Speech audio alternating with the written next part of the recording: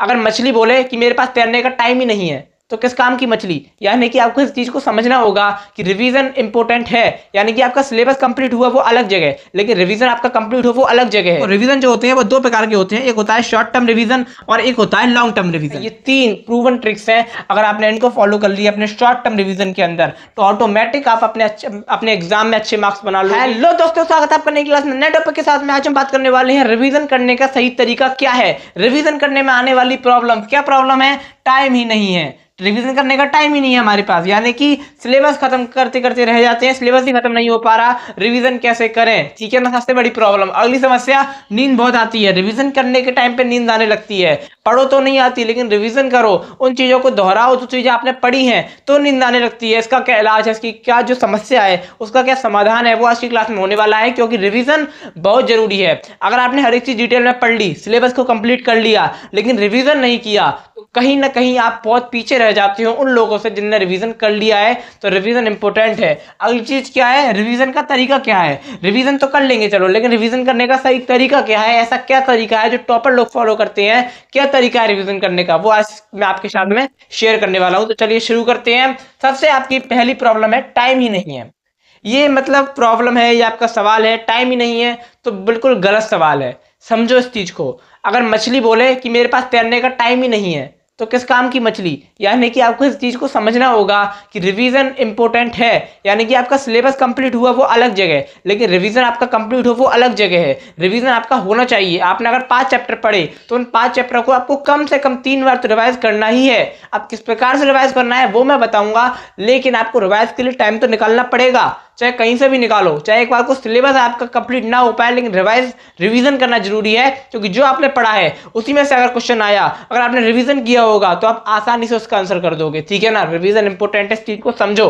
अगली चीज क्या है, नींद आती है। तो इसके दो जो आपकी समस्या है नींद आती है, इसके दो समाधान है, जो कि एक वैज्ञानिक प्रूफ किया गया था, वैज्ञानिक मेथड आजमाए गए थे, उसके बाद पता चला, वैज्ञानिक प्रयोगों के द्वारा पता चला ये बिल्कुल सही तरीके हैं। मैंने भी जो कहीं ना कहीं से अपनाए हैं, मैंने भी इनको फॉलो किया है, इसलिए आपको बता रहा हूं। ठीक है ना, पहला तरीका क्या है, स्पीक लाउडली। यानी कि जब भी आपको नींद आने लगे, जब भी आप जो चीज पढ़ रहे हो उसको तेज तेज बोल के पढ़ने लगो। इससे क्या होता है, साइंटिफिक प्रूवन है, आप तेज तेज बोल कर अगर पढ़ने लगोगे किसी चीज को, उस टाइम पे जब आपको नींद आ रही होगी तो ये होगा कि आपकी नींद भाग जाएगी, आपको वो चीज याद भी जल्दी होगी, क्योंकि तेज तेज बोलने से चीजें याद जल्दी होती है। ये साइंटिफिक प्रूवन मेथड है, जो कि मैंने खुद देखा है। ठीक है ना, अगली चीज है, दूसरा स्टेप होता है चीजों को विजुलाइज करना। यानी कि आप जो भी पढ़ रहे हो उसकी इमेज को, जो भी आप पढ़ रहे हो उसको अपने माइंड में सोचने का प्रयास करो, उसको विजुलाइज करने का प्रयास करो। इससे क्या होगा, आपकी नींद कम होगी, नींद चल ही जाएगी आपकी, और आपको चीजें याद भी जल्दी होंगी। ठीक है ना, आप विजुलाइज करने का प्रयास करो, जो भी आप पढ़ रहे हो उसको सोचो अपने माइंड में। ठीक है ना, किसी चीज को आप सोचोगे तो वो चीज आपके मन में बैठ जाएगी, आपको याद हो जाएगी, और आपकी नींद भी भाग जाएगी। ये दो तरीके हैं अगर आपको नींद आती है।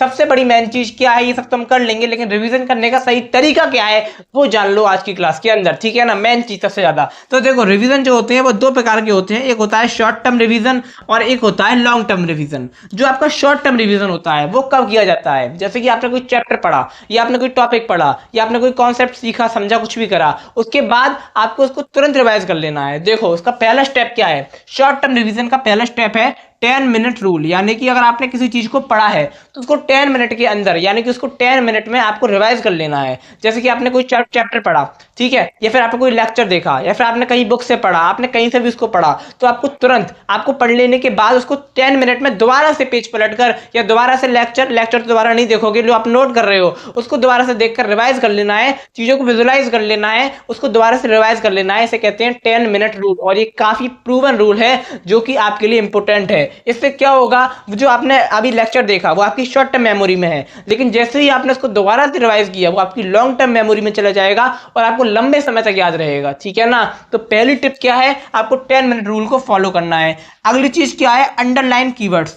जब भी आप रिवाइज कर रहे हो तो आपका नोटबुक है या बुक है, कहीं से भी, वहां पर आपको जो भी आपके अंडरलाइन किया, जो भी आपके कीवर्ड्स हैं, जो भी आपके इंपॉर्टेंट पॉइंट्स हैं, उनको अंडरलाइन कर लेना है। अंडरलाइन क्यों करना है, जब हम लॉन्ग टर्म रिवीजन करेंगे तब उसको समझेंगे, लेकिन अभी क्या करना है, आपको केवल अंडरलाइन कर लेना है, ये हाईलाइट कर लेना है। हाईलाइटर से कुछ भी कर सकते हो आप। ठीक है ना, अगली चीज क्या होती है, एक्टिव रिकॉल, ये सबसे इंपॉर्टेंट चीज है। इसमें क्या करना है, जैसे कि आपने कोई कॉन्सेप्ट पढ़ा, कोई चीज समझी, उसके बाद क्या करना है, आपको पूरा रिवाइज कर लिया, आपने रिवाइज करने के उसको बंद कर रख देना है और फिर अपने माइंड में उसको रिकॉल करना है कि क्या क्या मैंने पढ़ा, क्या क्या चीजें मैंने समझी, क्या क्या क्या नहीं पढ़ा, सब रिकॉल करना है अपने माइंड में, ठीक है ना। ये 3 प्रूवन ट्रिक्स हैं, अगर आपने इनको फॉलो कर लिया अपने शॉर्ट टर्म रिवीजन के अंदर तो ऑटोमेटिक आप अपने एग्जाम में अच्छे मार्क्स बना लोगे।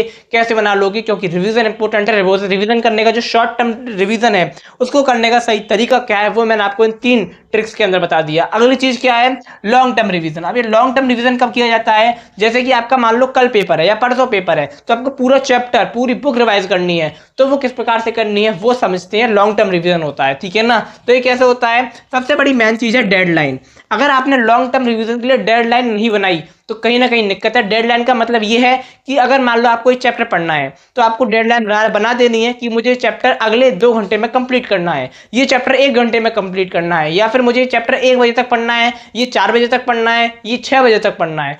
ऐसे करके आपको एक डेडलाइन सेट कर देनी होगी, नहीं तो रिवीजन नहीं हो पाएगा, ठीक है ना। एक डेडलाइन बनाना जरूरी है लॉन्ग टर्म रिवीजन के अंदर। अगली चीज होती है रीड अंडरलाइन कीवर्ड्स। देखो मैंने आपको शॉर्ट टर्म रिवीजन में अंडरलाइन करवाए थे कीवर्ड्स को, तो लॉन्ग टर्म रिवीजन में क्या करना है, आपको जल्दी से रिवीजन हो जाएगा। इससे आपका जो इंपॉर्टेंट कीवर्ड्स हैं केवल उन्हीं को रिवाइज करना है, उनको थोड़ा ज्यादा जोर देकर रिवाइज करना है। इससे क्या होगा, आपके नंबर अच्छे आने के चांस बढ़ेंगे, क्योंकि जो चीजें इंपॉर्टेंट होती हैं वो आपके पेपर में आती हैं और आपने उनको पहले से हाईलाइट कर रखा है, तो उनको रिवाइज भी कर लोगे बार बार। तो इसके लिए यहाँ पर मैंने आपको अंडरलाइन करवाई थी और यहाँ क्या करवा रहा हूँ, उनको आपको दोबारा से पढ़वा रहा हूँ, ठीक है ना। अगली चीज क्या है, क्वेश्चन प्रैक्टिस। अब देखो रिवीजन का सबसे महत्वपूर्ण पार्ट है क्वेश्चन प्रैक्टिस।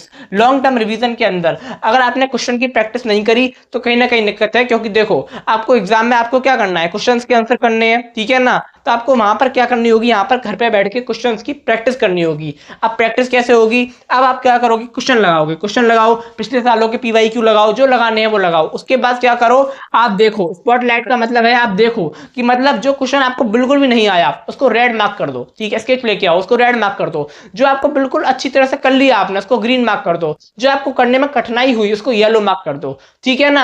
अब क्या करो, जो आपने रेड मार्क किया है क्वेश्चन यानी कि जो आपको नहीं आया था उसको क्या करो, उसकी वीक टॉपिक जो है आपका उसकी लगातार प्रैक्टिस करो। इससे ये होगा कि जो आपको आ रहा था वो तो आ ही रहा है और जो नहीं आ रहा था वो भी अब आने लगेगा। तो इसका मतलब है कि आपके नंबर ऑटोमेटिक अच्छे आने लगेंगे। आपका है ना पूरा एकदम अच्छी, ये पूरी साइंटिफिक प्रूवन ट्रिक है। इसको अगर आपने फॉलो कर लिया, जो भी चीजें मैंने आपको आज बताई इनको अगर आपने फॉलो कर लिया, ये इस बात की गारंटी है कि उसकी रिवीजन में कभी भी परेशानी नहीं आएगी। रिवीजन एक बहुत ज्यादा महत्वपूर्ण हिस्सा होता है आपके एग्जाम के लिए, तो आपको रिवीजन करना इंपॉर्टेंट है। रिवीजन किस प्रकार से करना है वो मैंने आपको आज बता दिया, तो आशा करता हूं कि आपको समझ में आ गया होगा। अब मैं आपको मिलूंगा एक और नई क्लास में नए टॉपिक के साथ में। वैसे आज हिंदी या इंग्लिश की क्लास लानी चाहिए थी, लेकिन मैंने सोचा आज संडे है, कुछ इस प्रकार की कुछ एक हेल्प टाइप की वीडियो बनाई जाए जिससे कि आपकी हेल्प हो सके, ठीक है ना। यहाँ पर हम एक अलग से एक सीरीज बना रहे हैं। क्या सीरीज बना रहे हैं, स्टूडेंट्स हेल्प वीडियो, यानी कि हेल्प किस प्रकार से, रिवीजन कैसे करें, बोर्ड एग्जाम में कॉपी कैसे लिखें, इस प्रकार की जो आपकी समस्या है उनके समाधान इसे हम यहाँ पर लेकर आएंगे। संडे को इस प्रकार की आपको क्लास मिला करेगी।